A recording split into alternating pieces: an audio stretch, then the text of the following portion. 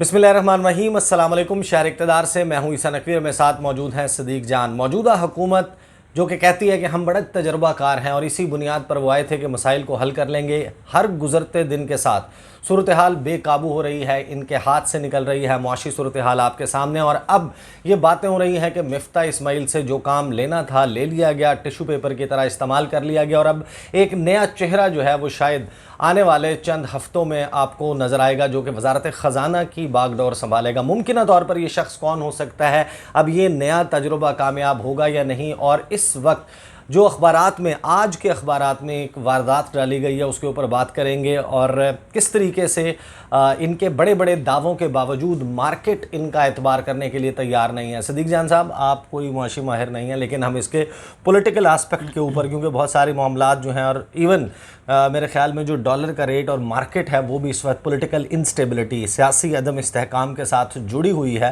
तो one by one in तमाम मामलात के ऊपर बात कर लेते हैं।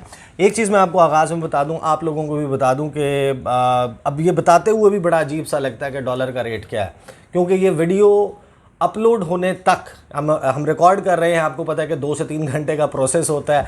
आप उसका थंबनेल बनवाते हैं, उसको अपलोड करते हैं, अपलोड करके जब पब्लिक करते हैं उसके बाद बहुत सारे लोग फौरी तौर पर नहीं देखते, जो 2-4 घंटे बाद देखें। तो मैं ये नहीं कह सकता कि डॉलर का रेट उस वक्त जिस वक्त आप ये वीडियो देखेंगे यही होगा या फिर कम या ज़्यादा 1-2 रुपए मजीद जो है इसमें इजाफा हो जाएगा। कम भी हो सकता है, लेकिन हाँ, कम भी हो सकता है, कम भी हो सकता है, लेकिन फिल वक्त जो है वो 210 से ऊपर, लेट से 210 से ऊपर कह देना, वरना लोग कहते हैं कि आप डॉलर का रेट ये बता रहे हैं। आ रहा है ना, जब ये हम कर रहे हैं तो इस वक्त 3.5 है, 212 आ रहा है।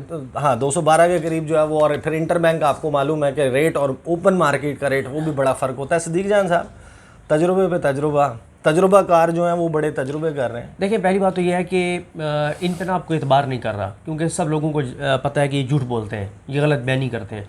आप ये देखें कि जब ये हुकूमत आई तो इन्होंने पहले अपने कुछ सहाफ़ियों के ज़रिए क्या किया, जो उन्होंने लिखे हामी सहाफ़ी हैं जो बड़ी मोहब्बत रखते हैं, उन्होंने ख़बरें लगाने शुरू कर दी कि दुनिया बेताब थी, बेकरार थी, बेचैन थी कि कब आएगा हमारा शहबाज। और शहबाज स्पीड तो चाइना कहता है ना कि दुनिया देख रही थी कि हमारा शहबाज कब आएगा, हम पाकिस्तान को कब जाके पाकिस्तान को बाहों में ले लेंगे। तो अब शहबाज साहब आ गए तो दुनिया बाहें फैला के खड़ी है।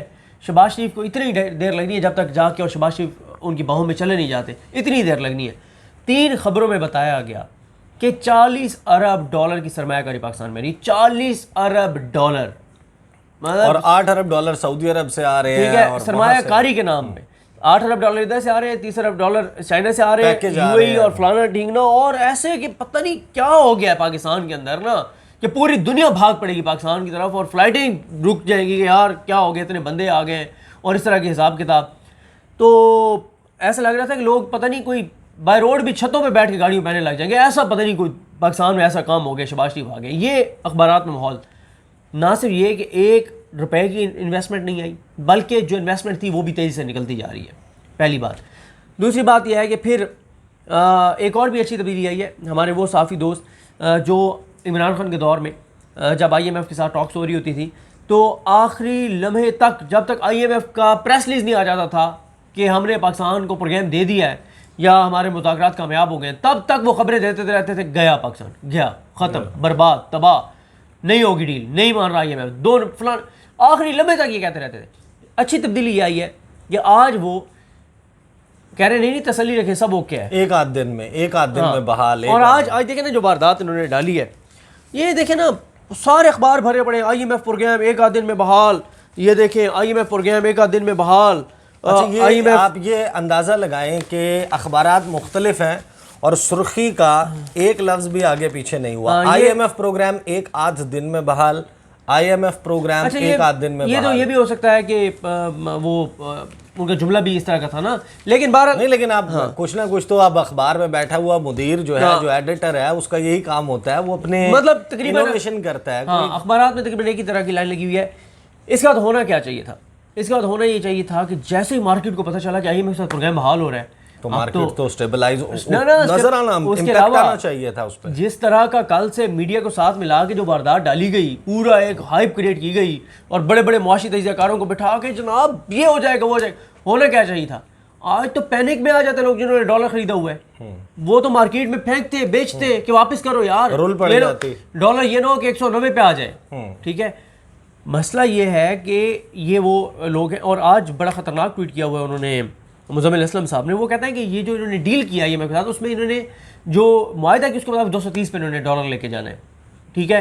कुछ और मुआशी तजियाकार हैं जिनको सुन के मैं बता रहा हूँ, वो टीवी पे कह चुके हैं, वो कहते हैं, लेकिन ऐसे अब एक दो ही आते हैं टीवी के ऊपर, मोस्टली वो आते हैं जो साबित करते हैं कि जो कुछ हो रहा है वो इमरान खान की वजह से हो रहा है, जो साबित करते हैं कि ये इंटरनेशनल इशूज़ है, जो आजकल अखबार खबरें लगाते हैं कि फ़लाने मुल्क में इतना पेट्रोल शार्ट हो गया, वहाँ गोलियाँ चल गई हैं, ये हो गया, बड़ा महंगाई, फ़लाने मुल्क में 50 साल रिकॉर्ड टूट गया है, फ़लाने में 70 साल, और ये फैक्ट थे, ये हैं, हम वीडियोस कर चुके हैं इसके ऊपर। लेकिन हमें ये कहा जाता था आप हुकूमती यूट्यूबर हैं, आप पैसे लेके बात कर रहे हैं। जब हम कहते थे कि अमेरिका में, लेकिन अब बात सुने सिद्दीक जान साहब, आपको इतना भी पैसेमिस्ट तो नहीं होना चाहिए ना। देखें शहबाज साहब जो हैं वो सुबह जल्दी उठते हैं ना, दफ्तर तो जल्दी जाते हैं, तो ये इसमें आपको इत्मीनान नहीं है? देखें वो बस इनकी आनिया जानियाँ देखें, वो लतीफ़ा आपने सुना हुआ है कि मेरी बस आनिया जानियाँ देखें, तो मसला ये है कि ये है इनकी आनिया जानियाँ। असल बात क्या है? असल बात यह है, टीवी पे अपने जो करवाने करवा लें, पेट्रोल की कीमत देख लें, डीजल की कीमत देख लें, आप हर चीज़ की कीमत देख लें, आप बिजली गैस तबाही बर्बादी लोगों को बर्बाद करके रख दिया। आप चले जाएँ किसी मार्केट में, चले जाएँ जाके लोगों से बात कर लें, और फिर जिस तरह से मार्केटें जल्दी बंद करवाने वाला, हर चीज़ इनके हाथ से। इनका मसला क्या है? पहले बैठ के देखते रहते हैं, अपनी चोरी चकारी डकैती वारदातों में बिजी रहते हैं। जब चीज़ें बिल्कुल आउट ऑफ कंट्रोल हो जाती है तो आवाम पे बम गिरा दो। मतलब यार, आप आए 2 माह आपके पास थे, 2 माह में आप, ये मेरी मुज़म्मिल असलम साहब से बात हुई तो मैंने कहा यार क्या ऑप्शन था इनके पास, IMF के को क्या कहते? उन्होंने कहा जैसे ही आए थे ना, IMF को अल्टरनेट कहते हैं, हम भी तो बात कर रहे थे ना उनसे कि भाई आप कहते हैं ना कि इतना टैक्स इकट्ठा करें इससे, पेट्रोलियम लेवी से। हमने कहा कि यार हम इधर से नहीं करते, हम इन मदों से कर लेते हैं, हम ओवरऑल टैक्स कलेक्शन बढ़ा लेते हैं, और बढ़ाई भी सही, हम वो इधर कर लेंगे। मतलब कुछ तो आप बात करें ना। आप मसला ये है कि आपने आते ही पहला काम आपका क्या था? नवाज शरीफ को पासपोर्ट देना है, बहुत ज़रूरी है जी। एक साजा था मुजरिम, इश्तारी, फरारी, मफरूर, भगोड़ा, जो आने नहीं चाहता पाकिस्तान अपनी ज़िंदगी में, उसको पासपोर्ट देना है। उसके बाद मरीम नवाज को सिक्योरिटी देनी है। उसके बाद वजारतों की बंदर मांड करनी है, FIA में केसेस अपने बंद कराने हैं, प्रोसिक्यूटर चेंज करके, नैब को ख़त्म करना है, EVM को ख़त्म करना है। पासपोर्ट मिल जाता, वो पाकिस्तान आ जाते तो ये जो बोटिंग वो जो नहीं आने की इजाज़त मिल जाती तो बोटिंग का वो सिलसिला हो सकता। देखें वो सही बात है, नजम सेठी के साथ जो ऐसा लगता है कश्ती रानी कर रहे हैं, फिल्म की शूटिंग हो रही है। तो बात यह है कि आपको आते ही चीज़ें करनी चाहिए थी। अब मार्केट इन पे ये सारी खबरें लगाने के बावजूद, वो सरमायाकारी आने की खबरें लगवाने के बावजूद कोई चीज़ नहीं है। अब ये जो सुहेल इकबाल भट्टी साहब ने एक ट्वीट किया है कि एक अहम शख्सियत को पाकिस्तान मदऊ किया जा रहा है। अब अगर तो वो है इसहाक डार साहब, तो ये तो मज़ीद तबाही और बर्बादी है, ठीक है। क्योंकि इसहाक डार जो है, पहली बात तो यह है कि इसका सबसे बड़ा इम्पैक्ट आएगा हमारी इस्टेब्लिशमेंट। उनको वैसे भी फिगर फजिंग का बेताज बादशाह कहा जाता है। हमारी इस्टेब्लिशमेंट पे सबसे ज़्यादा दबाव आएगा। उसकी वजह यह है कि पूरा पाकिस्तान ये बात जानता है कि फ़ौज की मंजूरी के बगैर इसहाक डार पाकिस्तान नहीं आ सकते, क्योंकि इसहाक डार एक ही सूरत में आएंगे जब इस्टेब्लिशमेंट को वो कहेंगे कि जहाँ पे उनके केसेस चल रहे हैं ना, उन जजेस को आप मैनेज करेंगे और इसको ज़मानत देंगे। ये तो नहीं है ना कि आए वजारत ख़जाना का चार्ज संभाल और अगले दिन गिरफ्तार हो जाए। देखिए ये भी तो मैनेज किसी ना किसी ने तो किया है ना कि शहबाज शरीफ को स्पेशल जो कोर्ट है FIA की, उधर से भी ज़मानत मिल जाए, ठीक है, हमजा को भी ज़मानत मिल जाए, उधर से शहबाज शरीफ को इस्तिस्ना मिल जाए, नैब कोर्ट से भी, उधर से हमजा शहबाज की केसेस भी लंबी लंबी तारीखें पड़े लाहौर हाई कोर्ट से। ये भी तो किसी ने मैनेज किया ना भाई, ये ऐसे तो नहीं हो गया ना। और कितने लोगों को ऐसे रिलीफ मिलता है। तो इसहाक डार अगर वापस आते हैं तो इस्टेब्लिशमेंट के ख़िलाफ़ एक मुहिम का तूफ़ान आएगा नया, कि लोग इतने और ज़्यादा शिद्दत में वो आएंगे ना। क्योंकि ये इसहाक डार वही है जो एक इंटरव्यू में कह चुके हैं कि फ़ौज ने हमें इसलिए किया कि फ़ौज पता नहीं किस चीज़ के ऊपर पैसा मांगती थी, मैंने कहा नहीं है पैसे, भाग जाओ, तो ये मेरे खिलाफ हो गए। जो इस तरह की बातें कर चुके हैं फ़ौज के बारे में, और क्या क्या गुफ्तगू वो कर चुके हैं। नवाज शरीफ जब जनरल फैज़ साहब, जनरल बाजवा साहब को गालियाँ दे रहे थे तो उनके पहलू में बैठे हुए थे, ये सारी चीज़ें कर रहे थे। तो बात यह है कि अगर यही करना है तो ये मजीद तबाही और बर्बादी है, और सबसे ज़्यादा नुकसान इस्टेब्लिशमेंट का होगा। इतनी इस्टेब्लिशमेंट को गालियाँ पड़ेंगी इसहाक डार की वापसी पर, क्योंकि उनकी मंजूरी के बगैर ये शादी नहीं हो सकती, इसहाक डार की वापसी नहीं हो सकती, ठीक है ना। वो किसी सूरत नहीं आएंगे जब तक इस्टेब्लिशमेंट इस बात की गारंटी नहीं देगी कि जी हम कर लेंगे अदालतों को, आपने टेंशन नहीं लेनी, आप आ जाए। लेकिन ये जो मार्केट की सूरत हाल है, ये आपको लगता है कि ये बाकायदा इसका बराह रास्त ताल्लुक जो है वो सियासी अदम इस्तेहकाम से, और खान साहब जो कह रहे हैं कि जो तहरीक इंसाफ का मुतालबा है, free and fair election date दें, ये जब तक नहीं होता उस वक्त तक ये मामला ऐसे ही रहेगा, आप जो मर्जी करते रहे? यार देखें, इस रकबी साहब इस वक्त हो क्या रहा है, 4-5 चीज़ें हो रही हैं। पहली बात तो है कि आपने अगर 10 लाख भी इन्वेस्ट करना है, यार आपने 20 लाख का एक प्लाट लेना हो, ठीक है, और एक ऐसी सोसाइटी में हो जिसमें लिटिगेशन चल रही हो, 5 लाख लगाना हो, आप लगाएंगे उसमें?